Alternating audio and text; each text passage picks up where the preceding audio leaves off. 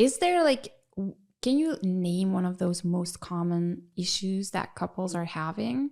Because I do believe that we all think that our problems are special, right? Well, that's exactly it, right? Seeing yourself in somebody else is so important. That's why group work can be so healing, because when I hear somebody else's story and I go, oh shit, that's really similar to mine, suddenly I'm not weird. I'm not abnormal. It takes the shame out of my experience, right? Yeah.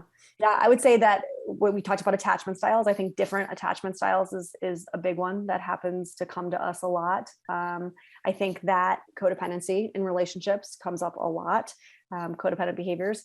We talk about even like the pop psychology ones. It's the ones that we hear out there in social media all the time. Love languages, right? Having different ways of showing and receiving, giving and receiving love.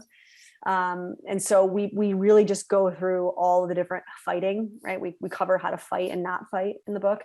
So many times we will see these opposite ways of relating. We'll meet each other and they'll find each other. And it's really important for us to understand that we are drawn to those people who are different from us for a reason, right? And it's kind of like I said earlier, it's like our unconscious is always seeking to right old wrongs and, repair old hurts and all these things. And many times we find those people who are different than us for that exact process. And there's an allure there when we first meet them. It's all projection. But then when it gets real and they really do start pushing our buttons and start activating those deepest, darkest parts of ourselves, we hit the eject button. We can't handle it, rather than saying, oh shit, this is here to teach me something.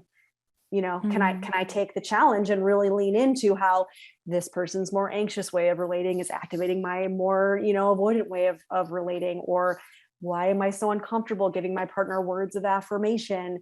And that makes them feel unloved. Like, do I want to make my partner feel unloved? No. So let's think about that a little bit. Let's dive in. Me too. This is me. No, words of affirmation is like super important to me. And I recently explained it to a person that I was dating who is not good at them at all, to the point where I'm like, just tell me I look pretty, like anything at all. Like, and then like he does register it, but then he goes like, I really like your blazer. Oh. And I'm like, that's not it. He tried. Yeah, I feel for him because that's me. Yeah, but he does, like, he did say like, I'm sorry, I just like, this is not how I was raised, and like I don't know how to do it, and it makes me so uncomfortable. It doesn't mean I don't appreciate you, but like this isn't how I show like that I like someone. And I'm like, oh, but I need it. Like this is how I'm very like appreciative towards people, and like even like when someone's on my podcast and I feel like we had a connection, I will send them a message after like, hey, I appreciate your energy, the energy that you brought. I'm like that with everyone, but because I also want to receive that. And so that's an interesting thing. Of course, like if you are in a relationship with someone who just doesn't meet you there, it very quickly can feel like, oh, they are not that into me, or like they don't your love tank's not full, right? way. That's what Gary Chapman says. It's like it your love tank can be complete. And look, there are times where I will do it even if it feels uncomfortable and really fake for me, because I know that it's important to him, right? And my work is it's twofold. My work is to really challenge myself, question, why is that hard for me? Like, where does that come from? I'm pretty aware of why it feels weird to me, because I'm like that with everybody, not just with my partner. Like, you were talking about this guy you were dating. And also I think on the flip side, it's important for somebody who, just using words as the example, because obviously there's 5 different ways we could look at this. Why is that important to me? And why is it that when I'm not getting that specific thing from somebody, I suddenly feel less than, I suddenly feel not appreciated, I suddenly feel, not loved, whatever. Because with any need, I mean, I'm not saying we don't have needs that should be met, but also there is a little bit of ownership, again, right? Always about keeping your side of the street clean. Can I fulfill a little bit of that myself? Like if I'm feeling unloved or not enough, like how much of that can I help to fix for myself, right?